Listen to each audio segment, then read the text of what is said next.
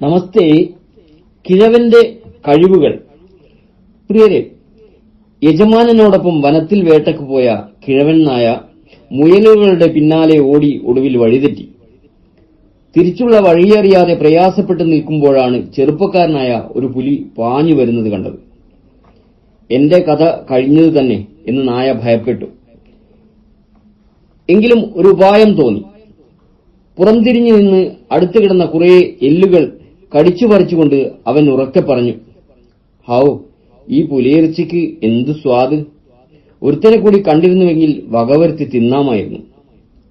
നായയുടെ മേൽ ചാടാനൊരുങ്ങിയ പുലി ഇത് കേട്ട് ഞെട്ടി.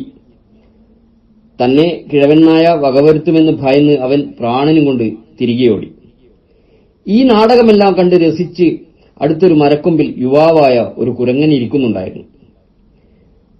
നായയെ ഭയന്നിരുന്ന കുരങ്ങൻ പുലിയുമായി ചങ്ങാത്തം കൂടി നായയെ വിരട്ടിക്കളയാമെന്ന് കണക്കുകൂട്ടി. അവൻ പുലിയുടെ പിന്നാലെ പാഞ്ഞെത്തി. കിഴവൻ നായ ഈ നീക്കം ശ്രദ്ധിക്കുന്നുണ്ടായിരുന്നു.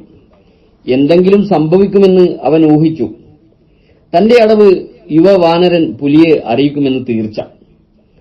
നായ ഭയന്ന പോലെ അവന്റെ സൂത്രം കുരങ്ങൻ പുലിയെ അറിയിച്ചു. തന്നെ വിഡ്ഢിയാക്കിയ നായയോട് സ്വാഭാവികമായും പുലിക്ക് അടക്കാനാവാത്ത കോപം വന്നു. എടാ കുരങ്ങ, നീ എന്റെ പുറത്തു കയറിയിരുന്നോ? ഞാൻ കുതിച്ചു ചെന്ന് ഇപ്പോൾ തന്നെ ആ കിഴട്ടുനായയുടെ കുടൽ കീറി തിന്നുന്നുണ്ട്. പുലി കുരങ്ങ് യുവസഖ്യം വരുന്ന വരവ് നായ ഏറുകണ്ണിട്ട് കണ്ടു. ഓടിയാൽ രക്ഷയില്ലെന്ന് വയസ്സനറിയാം. എന്താണ് ചെയ്യുക? ജീവിത പരിചയം നായയുടെ തുണക്കെത്തി. ശത്രുക്കളുടെ വരവ് കാണാത്ത മട്ടിൽ പറഞ്ഞു, ആ മഞ്ചാടിക്കുരങ്ങൻ എവിടെ പോയി കിടക്കുന്നു?